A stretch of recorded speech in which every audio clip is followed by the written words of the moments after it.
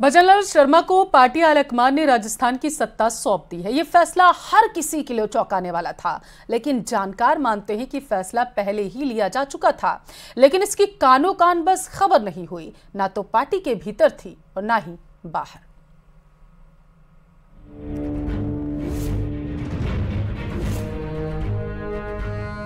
विधायक दल की मीटिंग में जो शख्स कतार में सबसे पीछे खड़ा था, वो सीएम की रेस में सबसे आगे निकल गया और राजस्थान जैसे बड़े प्रदेश का मुखिया बन गया। नाम के ऐलान से पहले तक किसी को इस बात का इल्म नहीं था कि पहली बार विधायक बने भजनलाल शर्मा को पार्टी इतनी बड़ी जिम्मेदारी दे सकती है, लेकिन पार्टी आलाकमान के फैसले ने सबको चौंका दिया। लेकिन राजनीतिक के जानकार कहते हैं कि ये फैसला पहले ही हो चुका था, लेकिन इस बात की खबर ना तो पार्टी के भीतर थी और ना ही बाहर। राजस्थान की राजनीति को समझने वाले जानकार मानते हैं कि उन्हें संगठन का अनुभव और आरएसएस बैकग्राउंड सीएम की रेस में सबसे आगे लेकर गया। भजनलाल के सीएम बनने के पीछे भले ही कोई भी तर्क दिया जा रहा हो, लेकिन सत्ता के गलियारे में इस बात की चर्चा जोरों पर चल रही है कि नाम पहले ही तय हो चुका था और शायद यही वजह है कि पार्टी और संघ ने सबसे सुरक्षित सीट सांगानेर से उतारा। संघ के पदाधिकारियों ने भी चुनाव प्रचार में ताकत झोंकी।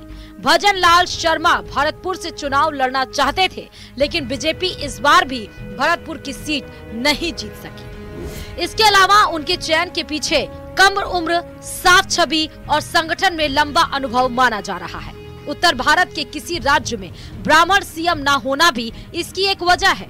राजस्थान में ब्राह्मणों की आबादी करीब 8% है। पीएम मोदी और अमित शाह की रणनीति पर पार्टी के तमाम नेता एक मत दिखे, लेकिन जानकार मानते हैं कि ऐसा भी एक रणनीति के तहत किया गया है।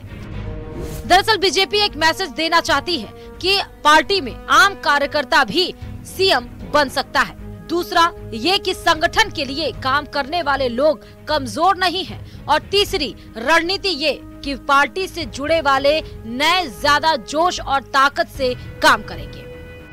सीएम, डिप्टी सीएम और स्पीकर का नाम सार्वजनिक हो चुका है। अब बारी आती है मंत्रिमंडल की। ऐसे में मंत्रिमंडल को लेकर पार्टी आलाकमान नए प्रयोग कर सकता है। इस बार 40 से ज्यादा युवा विधायक जीत कर आए हैं। मंत्रिमंडल में नए चेहरे देखने को मिल सकते हैं। युवाओं और महिलाओं को तवज्जो दी जा सकती है। मध्य प्रदेश, छत्तीसगढ़ के बाद राजस्थान में बीजेपी आलाकमान का फैसला चौंकाने वाला रहा। ऐसे में मंत्रिमंडल में भी कुछ चौंकाने वाले चेहरों को मौका मिले तो हैरानी नहीं होगी। Bureau report, news 18 Rajasthan. Ayodhya में भगवान रामलला का भव्य और दिव्य मंदिर बनकर लगभग तैयार।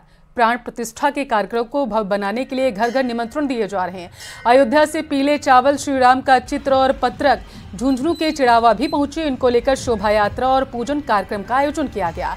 शोभा यात्रा भगीनिया जोहड़ के बालाजी मंदिर से रवाना हुई। शोभा यात्रा में बाइक सवार युवा हाथों में भगवा ध्वज लिए जय सिया राम के नारे लगाते हुए नजर आए। ये शोभा यात्रा पिलानी रोड, कल्याण राय मंदिर, पुरानी बस्ती होते हुए परमहंस पंडित गणेश नारायण समाधि स्थल पहुंची। रास्ते में लोगों ने जगह जगह जय घोष और तालियों के साथ यात्रा का स्वागत किया।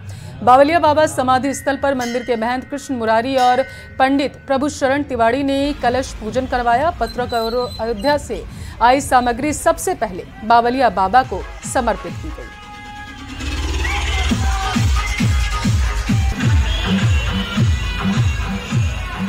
ये राम मंदिर का है। अयोध्या से अक्षय और पंपलेट वगैरह लेके आए हैं, घर घर वितरित करने हैं।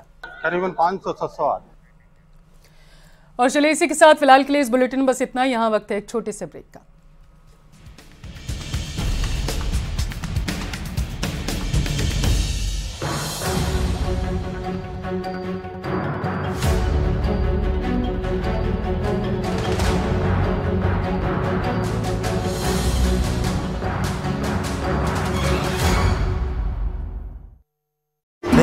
माता रानी का आशीर्वाद है। तो अभी मंदिर जाके आ रही हैं आप? हाँ जी। तो धन्यवाद देकर के आ गए हैं। क्या जाप चल रहा था खास ऐसा? नहीं, ऐसा कुछ जाप नहीं चल रहा था।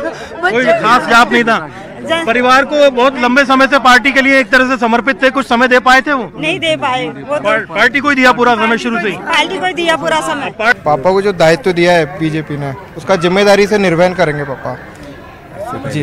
इससे पहले भी बीजेपी में इशारा मिला था पहले कि मिलने वाली बड़ी जिम्मेदारी? मुझे ये पता नहीं था, मैं अभी पूना से लौटा हूँ। मैं पूना गया होता 5-6 दिन से पूना ही था मैं, मुझे पता ही नहीं है।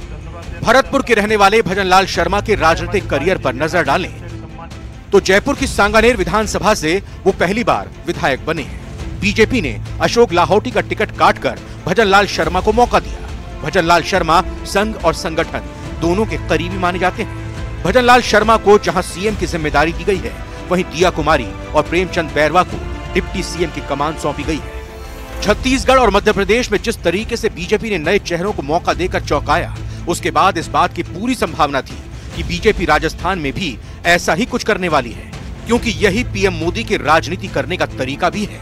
लेकिन गहराई में जाएं तो इसके पीछे बेहद सोची समझी दूरगामी राजनीति दिखाई देगी। नए सीएम भजनलाल शर्मा के सामने सबसे बड़ा चैलेंज होगा कि 24 में सूबे की 25 लोकसभा सीटों को पार्टी की झोली में डालना। Bureau report, news 18 Rajasthan.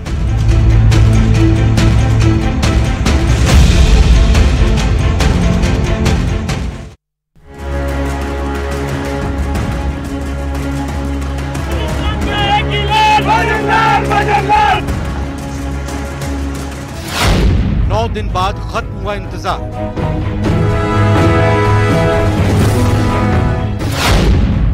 Rajasthan में अब भजनलाल सरकार।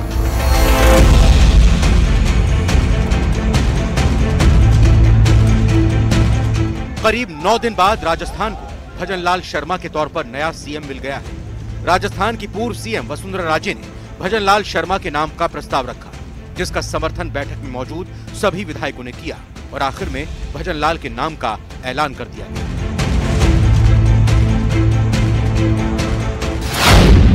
न्यूज़ 18 राजस्थान ने सबसे पहले खबर ब्रेक की थी। तो अब जो रेस में जो आगे नाम चल रहे हैं, भजनलाल शर्मा का भी एक नाम अभी थोड़ी देर पहले में चर्चा में आया था।